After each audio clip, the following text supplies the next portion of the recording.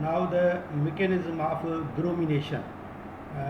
Bromination, मैंने आपको बताया कि when benzene is treated with bromine in presence of ferric bromide as a catalyst, we obtain the product bromo benzene plus HBr. So this is the bromination. How this bromination occurs, here it is its mechanism. Step number 1, that is the formation of bromine plus strong electrophile. So here again same, this is the ferric bromide, iron के साथ 3 bromine attached है और ये Lewis acid है, इसका d orbital खाली होता है आयरन का। तो जब ये ब्रोमीन, तो ये दोनों इलेक्ट्रॉन जो ब्रोमीन लेकर आकर इसको डोनेट करता है और उसके साथ क्या बनाता है, डेटिव बॉन्ड, और ये बन जाता है क्या, Fe(Br)-4, और ये पीछे वाला ब्रोमीन क्या, ये प्लस फॉर्म में आ जाएगा, जिसे हम कहेंगे स्ट्रॉन्ग इलेक्ट्रोफाइल। अब ये सेकंड स्टेप में ये जो ब्रोमीन पॉजिटिव है, ये इलेक्ट्रोफाइल, ये जो न्यूक्लियोफाइल इस पर अटैक करेगा, या ये इस पर अटैक करेगा और आकर एक जगह से पाई बॉन्ड ब्रेक डाउन होगा। पाई बॉन्ड ब्रेक डाउन होगा, मिसाल ये इधर पाई बॉन्ड दिखाया गया है, तो ये ब्रेक डाउन इस तरीके से हुआ कि ये पाई बॉन्ड जो इधर आ गया और इसके ऊपर क्या चार्ज आ जाएगी, पॉजिटिव, तो ब्रोमीन आकर इधर अटैच हो जाएगा। फिर ये रेजोनेटिंग फॉर्म में रहेंगे, तो ये प्लस को भरने के लिए ये इलेक्ट्रॉन इस तरफ जाएंगे, तो नतीजा क्या होगा, ये इधर पाई बॉन्ड बन जाएगा, लेकिन ये कार्बन क्या हो जाएगा, पॉजिटिव एरिनियम आयन यानी कि कार्बोनियम बन जाएगा। फिर इसको भरने के लिए ये इलेक्ट्रॉन आएंगे, तो ये बॉन्ड बन जाएगा, ये प्लस आ जाएगा। तो ये तीनों एरिनियम आयन की कौन सी स्ट्रक्चर है, रेजोनेटिंग स्ट्रक्चर से।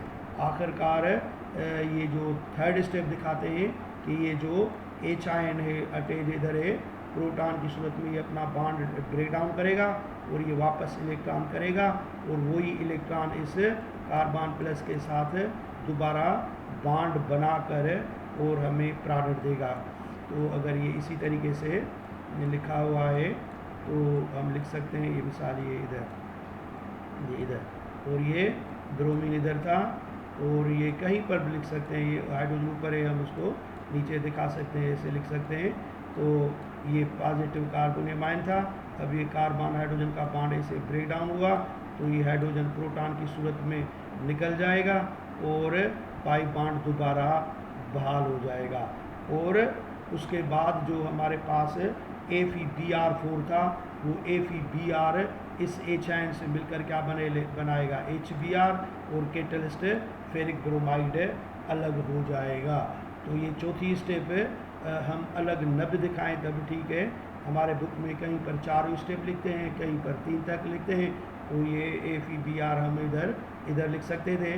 तो इसी तरीके से ये रिएक्शन जो ब्रोमिनेशन का मैकेनिज्म था, बिल्कुल क्लोरीनेशन जैसा ही होता है। तो हम इसको समझ सकते हैं।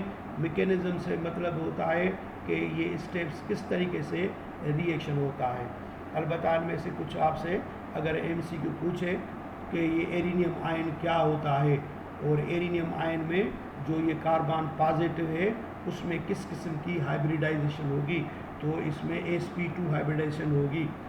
इधर तो एक हाइड्रोजन है, तो 3 एटम बॉन्डेड है, तो ये sp2 हाइब्रिडाइजेशन होगी, क्योंकि यहाँ पर वही 3 पेयर ऑफ इलेक्ट्रॉन है, तो sp2 हाइब्रिडेशन होता है। जहाँ पर प्लस चार्ज है, यहाँ पर कौन सी जो वो हाइब्रिडेशन है, sp2 हाइब्रिडाइजेशन है। और ये जो कार्बन है इसके साथ 4 एटम बॉन्डेड है, 4 बॉन्ड है, 4 पेयर ऑफ इलेक्ट्रॉन है, एक पेयर, तीसरा, थर्ड पेयर और चौथा इस कार्बन के साथ। तो ये जो कार्बन है वो sp3 हो जाएगी। तो इस वक्त इसके एरोमेटिक कैरेक्टर डिस्ट्रॉय हो चुके हैं, और ये आयन अगर ये इस वक्त कोई न्यूक्लियोफाइल आ जाए, यानी कि जिसको पास नेगेटिव चार्ज हो, फिर तो वो देरी नहीं करेगा, आकर इधर बॉन्ड बना लेगा, और बेंजीन के कैरेक्टर हमेशा के लिए एरोमेटिक कैरेक्टर जो है इस प्रोडक्ट के ख़त्म हो जाएंगे। लेकिन कोई ऐसा न्यूक्लियोफाइल नहीं है, तो ये खुद को इस तरीके से रेजोनेंस फॉर्म में लेकर थोड़े वक्त के लिए स्टेबल करता है और आखिरकार प्रोटॉन H आयन को डिस्प्लेस करके एरोमेटिक कैरेक्टर रीस्टोर कर लेता है। तो ये कंप्लीट हुआ ब्रोमिनेशन। तो ये हेलोजिनेशन के हमारे बुक में 2 एग्जाम्पल लिखे हुए थे। तो ये हो गया मैकेनिज्म ऑफ द ब्रोमिनेशन। अब जो इलेक्ट्रोफिलिक सब्स्टिट्यूशन रिएक्शन का जो दूसरा एग्जाम्पल था, सेकंड एग्जाम्पल था, that is a nitration. Nitration जैसे हमारे टेक्स्ट बुक में लिखा हुआ है कि replacement of hydrogen of benzene by nitro group is called nitration. तो बेंजीन में अगर हाइड्रोजन निकल जाए, उसकी जगह पर नाइट्रो ग्रुप NO2 आ जाए, तो हम इसको क्या बोलेंगे? नाइट्रेशन कहेंगे। और नाइट्रेशन जो बेंजीन में होती है is Caird out by using a mixture of concentrate sulphuric acid and nitric acid. तो हकीकत ये है कि जो हमें नाइट्रो ग्रुप चाहिए जो हाइड्रोजन को रिप्लेस करता है, वो नाइट्रो ग्रुप हम लाते हैं नाइट्रिक एसिड में से। और ये जो सल्फ्यूरिक एसिड है, कंसनट्रेट है, ये 1:1 रेशो में यूज़ होगा, लेकिन उठाते हैं 1:2 है। तो ये सल्फ्यूरिक एसिड नाइट्रोनियम आयन बनाने में काम करेगा, इसलिए इसको एरो के ऊपर लिखा है। इसका मतलब ये कैटलिस्ट का काम कर रहा है। तो रिएक्शन को हमें से दिखाया, this is a benzene treated with concentrate nitric acid in presence of sulfuric acid in the ratio of 1:1 at temperature about 60 degree centigrade. तो प्रोडक्ट बनेगी नाइट्रोबेंजीन प्लस वाटर। अब जो अहम है उसका मैकेनिज्म है। तो अब आए हम इसका मैकेनिज्म देखें कि इसका मैकेनिज्म क्या है।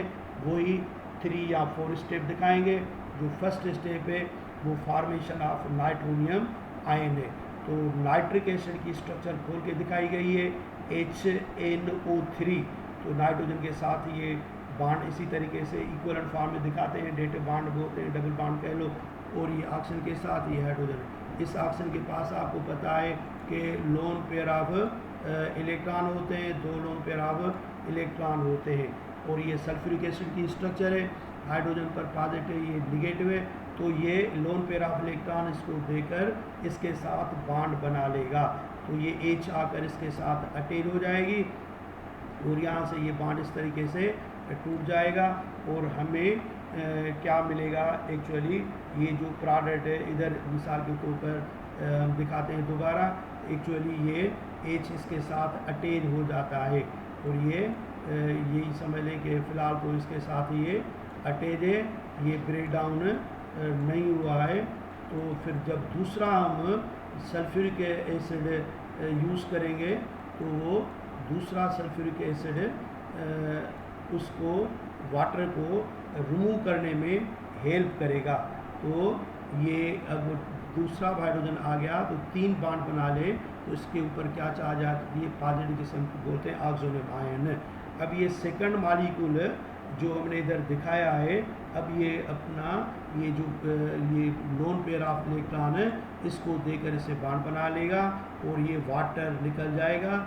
और लेकिन सल्फ्यूरिक एसिड का ये H उसके साथ मिल जाएगा जो हेल्प करता है इसको रिमूव करने के लिए। तो हम इसको कहेंगे ये वाटर है, लेकिन उसमें इस एसिड का इसका H आयन पड़ा है। तो अगर मैं H इसके साथ मिला दूं तो ये क्या होगा? वाटर। इसलिए हम कहेंगे कि 2 सल्फ्यूरिक एसिड हमने यूज़ तो किए, लेकिन ब्रेक डाउन सिर्फ एक हुआ है, जो इसका पार्ट इधर अलग हो गया था, जिसे हम बोलते हैं हाइड्रोजन सल्फेट। Hydrogen sulphate. तो ये हाइड्रोजन सल्फेट जो निगेटिव है। तो अब ये किस तरीके से बॉन्ड ब्रेक डाउन हुआ कि ये इलेक्ट्रॉन, क्योंकि ये जो ऑक्सीजन की इलेक्ट्रोनेगेटिविटी नाइट्रोजन से ज़्यादा होता है, तो ये नाइट्रोजन के ऊपर आ जाएगी पॉजिटिव चार्ज। तो ये बन गया nitronium ion. It is the strong nucleophile. अब स्टेप नंबर 2 में ये जो स्ट्रॉन्ग न्यूक्लियोफाइल है, इस पर ये अटैक करेगा और again it will form the sigma complex या एरिनियम आयन ही बनाएगा। तो ये एरिनियम आयन हमारे पास बन गया, जहाँ सिग्मा कॉम्प्लेक्स ये हमारे पास बन गया। अब उसके बाद जो थर्ड स्टेप होगी, वो थर्ड स्टेप में क्या होगा कि थर्ड स्टेप में